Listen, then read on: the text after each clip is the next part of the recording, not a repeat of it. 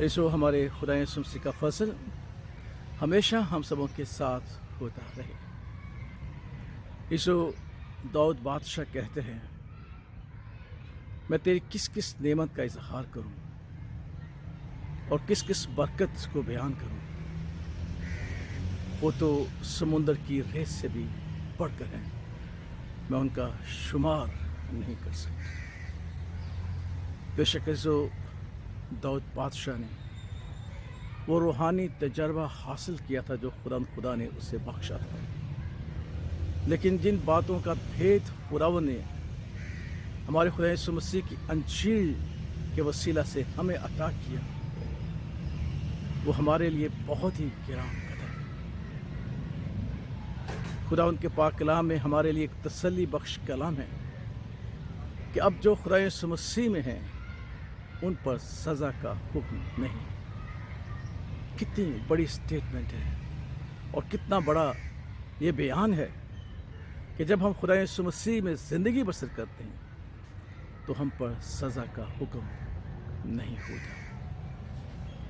खुदा की शरीयत के तकाज़े हम में पूरे हो जाते हैं, और जब खुदा की शरीयत के तकाज़े पूरे हो जाते हैं तो हम पर कैसे सज़ा का हुक्म हो सकता है।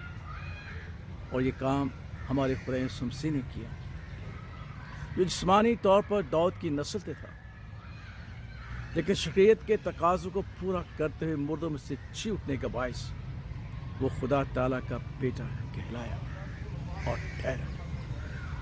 आज हम उसकी परस्तिश और उसकी सताइश इसलिए करते हैं कि हमारे गुनाहों के लिए मसलूब हुआ और हमारी निजात के लिए वो मुर्दों में से जी उठा, और उसके खून की दौलत के वसीला से जो पेश बहा है और उसके बदन की शराकत के वसीला से जो हमें हासिल है, हम पर सज़ा का हुक्म नहीं। क्यों?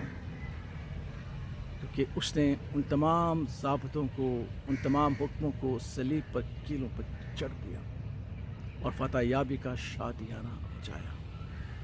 हमारे गुनाहों को खुद सलीब पर अपने कंधों पर उठाकर सलीब तक पहुंचा और हमारी जगह उसने सज़ा को बर्दाश्त किया। इससे मुराद ये नहीं है कि अब हमसे कोई खता नहीं होती, क्योंकि खुदा का पाक कलाम हमें ये सिखाता है कि हम मसीह का नाम तो लेते हैं लेकिन नाराज़गी से पास नहीं रहते। और अब वो खुदा यीशु मसीह हमारा जो मुनज्जी है, खुदा बाप के दाहिने बैठा है, जब हमसे कोई गलती या ख़ता हो जाती है तो हमारी शफायत के लिए वो जिंदा है, ताकि हमारी निजात को वो संभाले रखे और कायम रखे।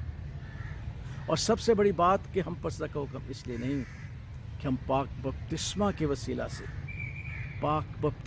वसीला से उसके बदन का हिस्सा बन जाते हैं, और उसने एक ही बार शरीयत के तकाज़ों को पूरा करके खुदा बाप की दाहिनी तरफ जा बैठा है। और जब हम इसी बपतिस्मा के वसीला से उसके बदन का हिस्सा बन जाते हैं तो कलाम कहता है कि मसीह के बदन का हिस्सा होने के नाते से अब हम पर सज़ा का हुक्म नहीं, बल्कि हम मसीह के बदन की हैसियत से जलाली सूरत इख्तियार करते हैं। और अब हम दुनियावी एतबार से नहीं, मसीही एतबार से और मसीह में ज़िंदगी बसर करते हैं, क्योंकि मुक़द्दस पालूस रसूल कहता है कि अब मैं जिंदा न रहा बल्कि मसीह मुझ में ज़िंदा है।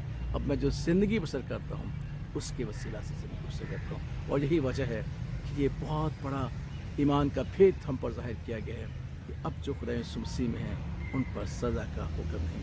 खुदा बाप, खुदा बेटे और खुदा रूह उसके नाम में आमीन।